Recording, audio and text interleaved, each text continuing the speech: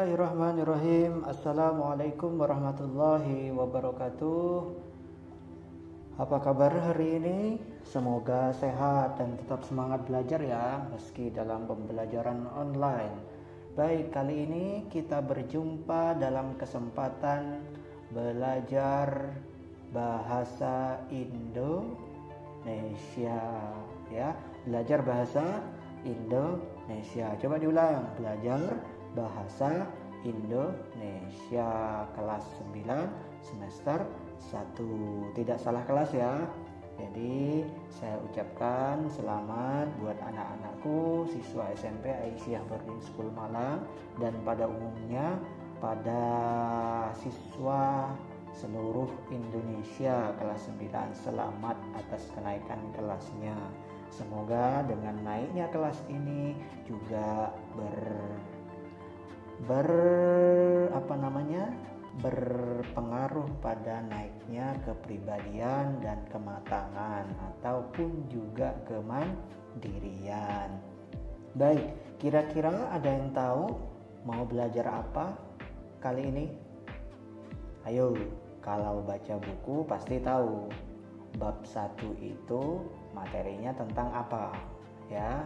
Nah, saya sarankan biasakan sebelum belajar itu baca buku, baik itu buku teks maupun buku yang lainnya. Kalau bukunya khusus siswa-siswa saya ada di asrama, silahkan segera download bukunya dalam bentuk e-book ya, banyak. Silahkan segera search di Google bahwa tentang buku. Silakan search aja kata-kata, ketik di taskbar bahwa buku siswa K13 bahasa Indonesia, begitu. Nanti akan keluar banyak linknya untuk mendownload.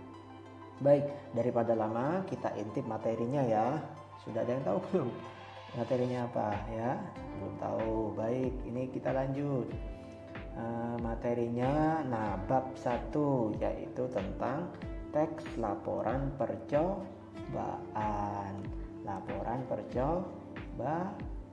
Diulang, laporan percobaan. Apa itu teks laporan percobaan?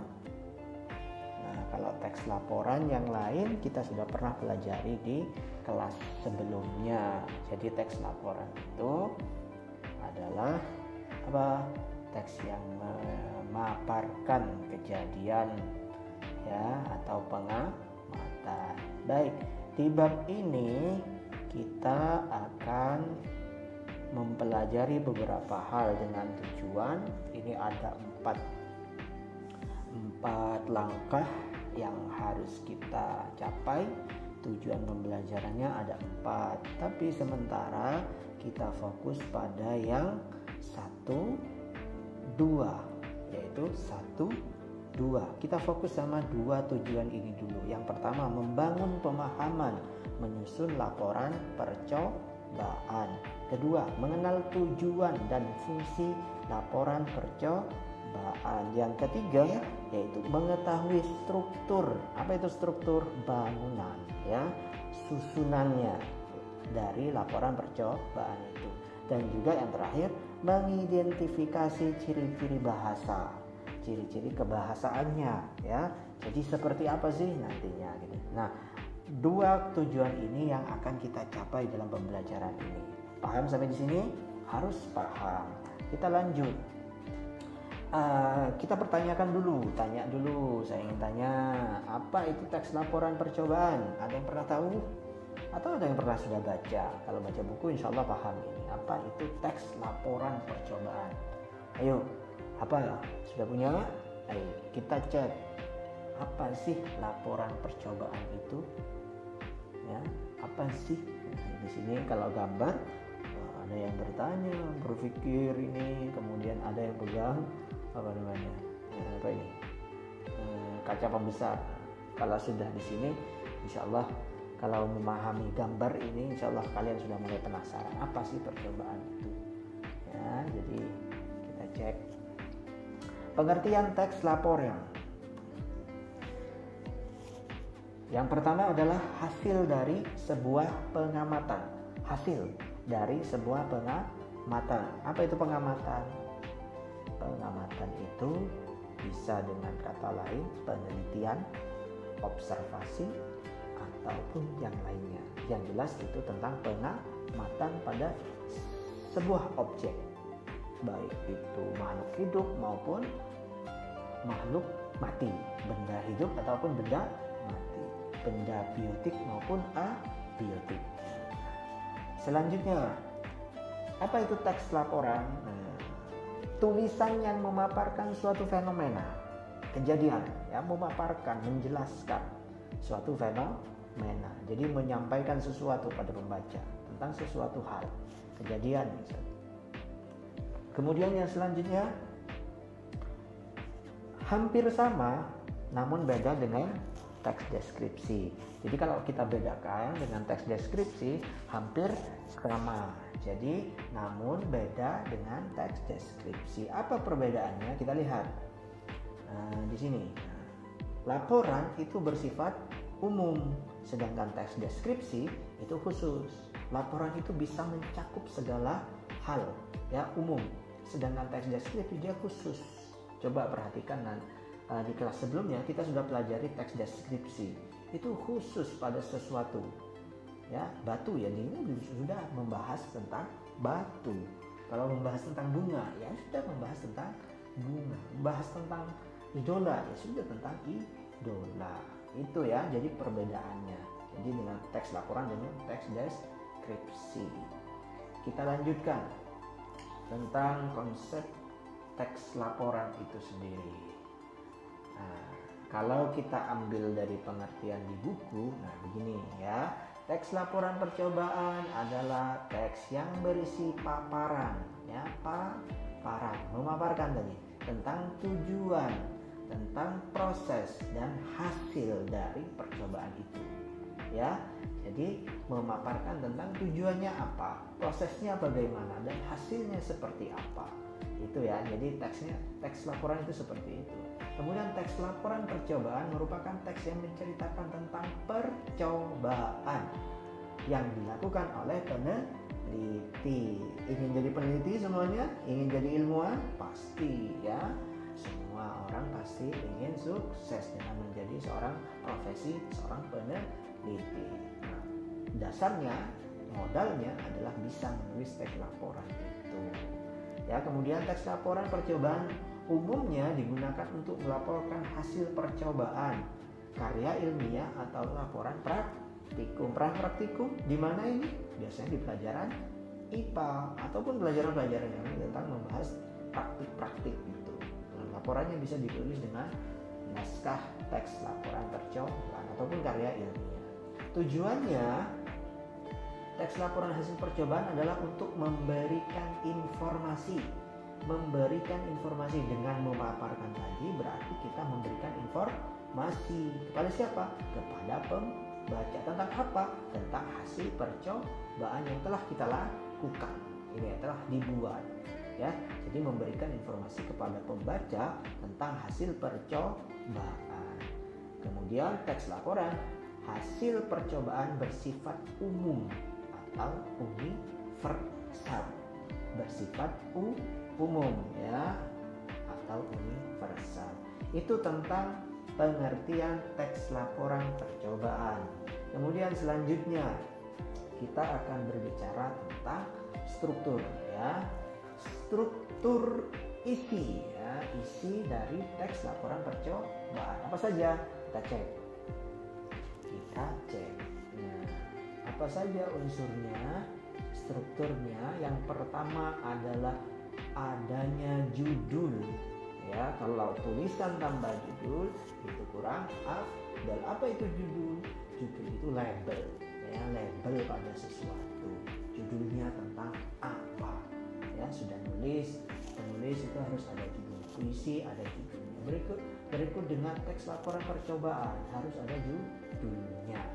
Tujuannya bagaimana? Apa sih tujuan dari penulisan teks laporan percobaan tersebut? Tadi tujuannya adalah menginformasikan, berarti menginformasikan titik-titik Tujuan dari teks laporan ini adalah titik-titik menginformasikan apa? Bahan dan alat yang digunakan.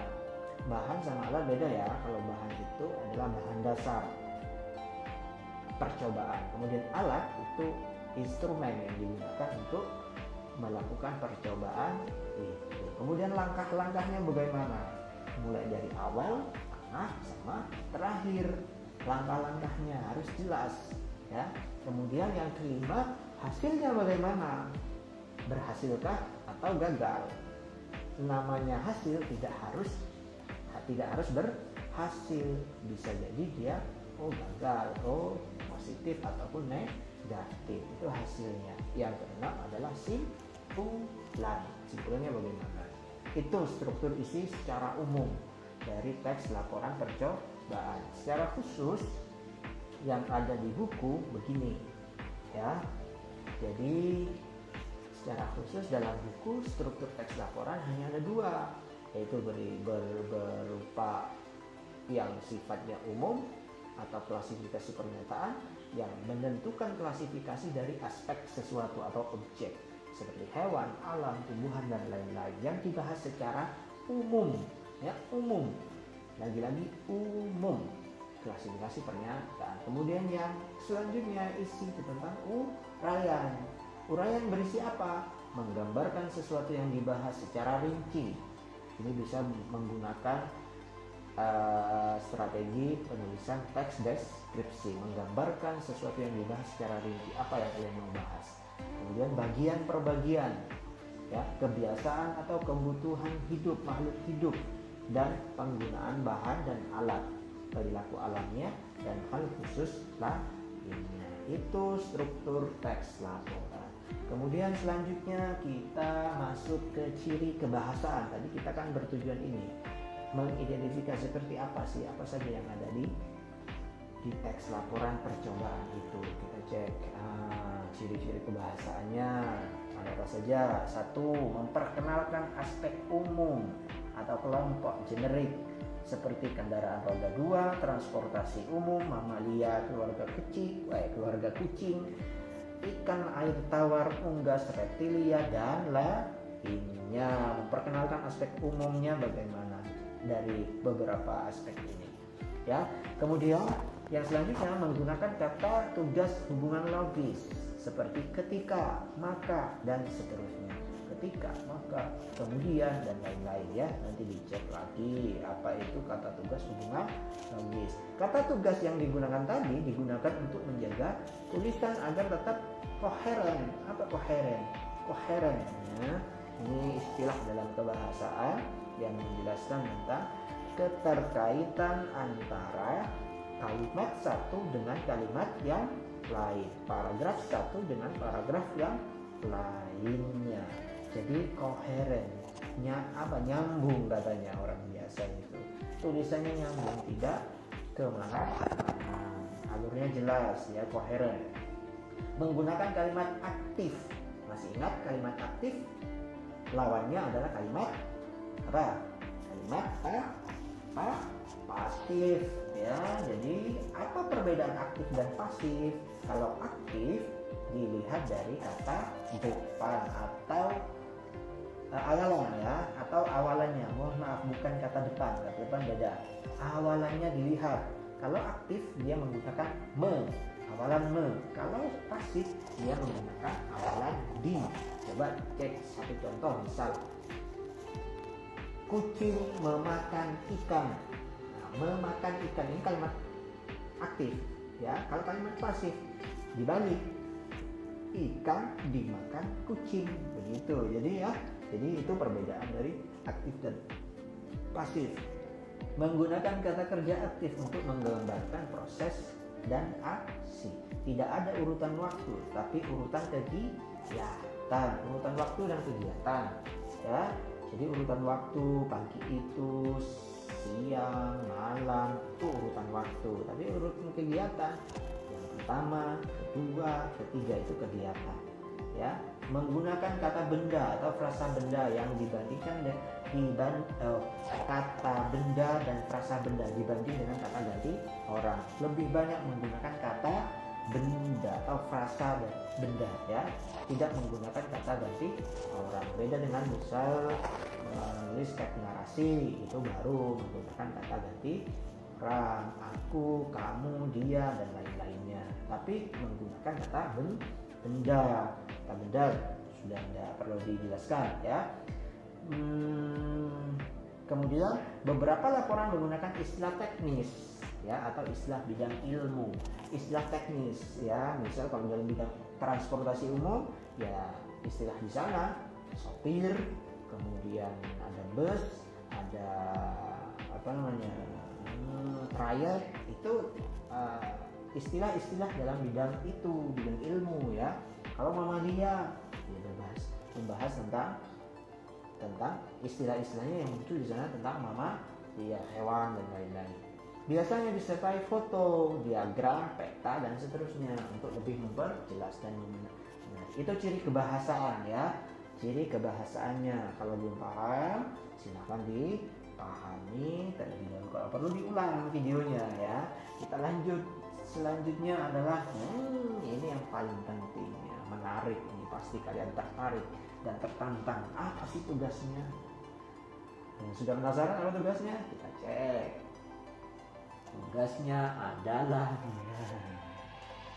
carilah ide percobaan minimal 5 yang akan kalian laporkan untuk memenuhi tugas akhir bab ini. Jadi tugas akhir bab ini adalah menulis teks laporan percobaan. Jadi nanti kalian di rumah menulis laporan percobaan yang bisa dilakukan di rumah, nggak usah aneh-aneh ya, tidak usah aneh-aneh, nggak usah kalau nggak punya alat, nggak usah meneliti tentang kandungan buah mentimun ya, nggak usah, karena susah nantinya. Kalian harus menggunakan bahan dan alat yang cukup rumit.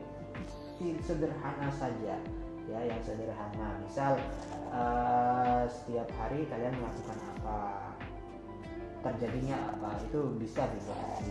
Carilah minimal tentukan 5 minimal. Tetapi nanti untuk laporan di akhir tugas, di tugas akhir adalah hanya 1 ya, nggak perlu 5-5-nya, hanya 1. Nanti dipilih paling favorit.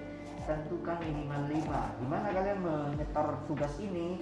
Silahkan ketik di kolom komentar ya, jangan lupa sertakan nama, jangan lupa sertakan sekolah, kemudian idenya apa, 1, 2, 3, 4, 5. Saya ulangi ya, dimana kalian menjawab pertanyaan tugas ini cukup di kolom komentar, nggak usah ribet-ribet. Sekarang mulai setelah nonton video ini langsung klik langsung komentar di bawah, di komentar ya, di komentar bawah ada di situ, langsung ketik di situ namanya, sekolahnya, dan apa saja ide percobaannya. Nanti saya coba respon menggunakan kolom komentar juga, saya komentari ya.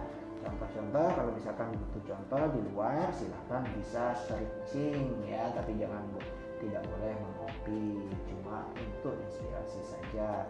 Ini khusus, tugas ini khusus untuk siswa saya SMP Aisyah Boarding School Malang. Tapi kalau ada pelajar lain di luar ini boleh, silakan komentar juga, nggak apa-apa. Nanti kita belajar bersama dengan siswa kami ya, siswa saya itu cantik-cantik loh ya, jadi silakan nanti bisa di kolom komentar. Baik, itu saja. Terima kasih atas perhatian. Sampai jumpa di pembelajaran selanjutnya. Semoga sehat selalu.